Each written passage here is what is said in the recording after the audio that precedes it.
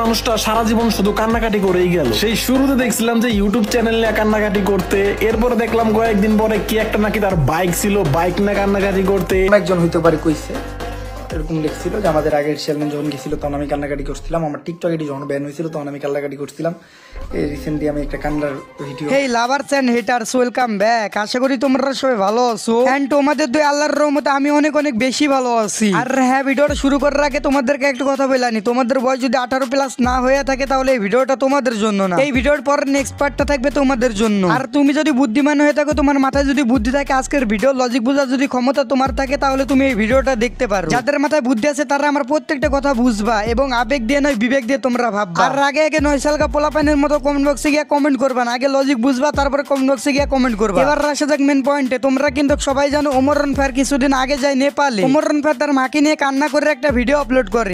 Omar fire তার মাকে নিয়ে একটা কান্না করে ভিডিও আপলোড করে। আর ওমর ফায়ার তার মাকে নিয়ে কান্না করার জন্য কত কত ডেন্ডি করে বাচ্চা, কত লেউররা বাচ্চা, কত খান বংশের ছেলেরা ওমর ফায়ারকে মা ব্যবসায়ী বলে। টিকটকে সাপরি বস্তির বলা লেউররা বাচ্চা, ডেন্ডি করে বাচ্চা হসরতে ওমর ফায়ারকে মা ব্যবসায়ী বলছে, ওমর ফায়ারকে রোস্ট করছে। ওমর ফায়ারকে মা ব্যবসায়ী বলছে, ওমর ফায়ারকে রোস্ট করছে, ওমর ফায়ারকে অপমান করছে। এমনকি বাংলাদেশের এখন টপ রোস্টার যাকে আমরা এক নামে চিনি সাদিকুল গেমার, সেও নাকি ওমর ফায়ারকে নিয়ে কথা বলল। সেও ওমর ফায়ারকে ছোট করলো, ওমর ফায়ারকে নিয়ে আজে বাজে কথাবার্তা বললো। সাদিকুল গেমারকে নিয়ে কথা বলার আগে আমি আমার পার্সোনাল কিছু তোমাদের মাঝে শেয়ার করি। আর আমি যেসব কথাবার্তাগুলো তোমাদের সাথে শেয়ার করবো সেই সব কথাবার্তাগুলো শেয়ার করা খুবই ইম্পর্টেন্ট, যেটা আমার কাছে মনে হয়। এখন কথা হলো যেটা আমি যেসব কথাবার্তাগুলো বলবো সেই সব কথাবার্তাগুলো আমার মন থেকে বলবো, আমি তোমাদের মাঝে শেয়ার করবো। কারোকে এখানে রোস্ট করতে আসি না, কারোকে ছোট করে কথা বলতে আসি না। এখন আমি তোমাদেরকে যেসব কথাবার্তাগুলো বলবো তোমরা খুবই মনোযোগ দিয়ে শুনবা। এখন কথা হলো যেটা মা ব্যবসায়ী কারে বলে রে ভাই? মা ব্যবসায়ীও হয়। এই নামটা যে বাঞ্চর, যে ডেন্ডি করে বাচ্চা দিছে, যে লেউর বাচ্চা দিছে, সে আসলে একটা মানুষের চোদা সন্তান না। আর বাপে ওরে ভালো করে জন্ম দিতে পারে না, বস্তিতে জন্ম দিয়েছে, তার জন্য বস্তি পোলাপাইনের মতো কথাবার্তা। এখন তোমরা যারা আমার ভিডিওটা দেখতে আসছো তোমাদেরকে আমি একটা প্রশ্ন করি। মনে করো তুমি তোমার মাকে নিয়ে একটা ভিডিও করলা, তোমার কষ্টটারে তুমি শেয়ার করলা, এমন টাইমে তোমার চোখ দিয়ে পানি বের হয়ে গেল। জাস্ট তোমরা তোমাদের মায়েদেরকে নিয়ে একটা ভিডিও বানাইলা, এমনকি তোমরা তোমাদের মায়ের ফেসটাও দেখাও নাই, না দেখাইছো মায়ের ফেস, না বানাইছো মাকে নিয়ে 10-15টা ভিডিও, জাস্ট একটা ভিডিও বানাইছো মারে নিয়ে, মায়ের ফেসটা পর্যন্ত দেখাও নাই, নিজের কষ্টটারে শেয়ার করছো। সেই টাইমে তোমার চোখ দিয়ে পানি বের হয়ে যায়। এতে কি ভাই মা ব্যবসায়ী হয়ে যায়? না, কখনোই কিন্তু মা ব্যবসায়ী হয় না। এখন আমি রিয়েক্ট আকাশে এসে যদি বলি তোমরা মা ব্যবসায়ী, তাহলে কি তোমরা আমার সাইডা দিবা? না, কখনোই তোমরা আমার সাইডা দিবা না। তখন তোমাদের মন বলবে রিয়েক্ট আকাশকে 2-4টা থাবরানি দিতে। তুমি তখন বলবা যে মারে নিয়ে না বানালাম 10-15টা ভিডিও, না দেখালাম মায়ের ফেস, তারপরেও আমাকে মা ব্যবসায়ী বলতেছে। ঠিক তেমনই ওমর ফায়ারের সাথে হয়েছে। শুধুমাত্র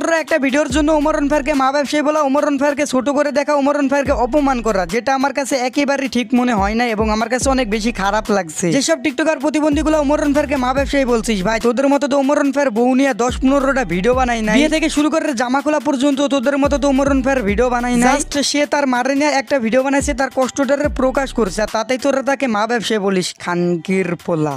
এখন আবার রিসেন্টলি দেখি টিকটকে অনেক ভিডিও আসতেছে, সে তার মায়ের নিয়ে কান্নাকাটি করতেছে। ভাই বুঝলাম না বিষয়টা, মানে ভাই জীবনে কি ভাইটার কান্নাকাটি ছাড়া কিছুই নাই? আবার পোলাপান দেখি তার আব্বা বলে, মানে আমি আসলে লজিক পাই না খুঁজে আসলে।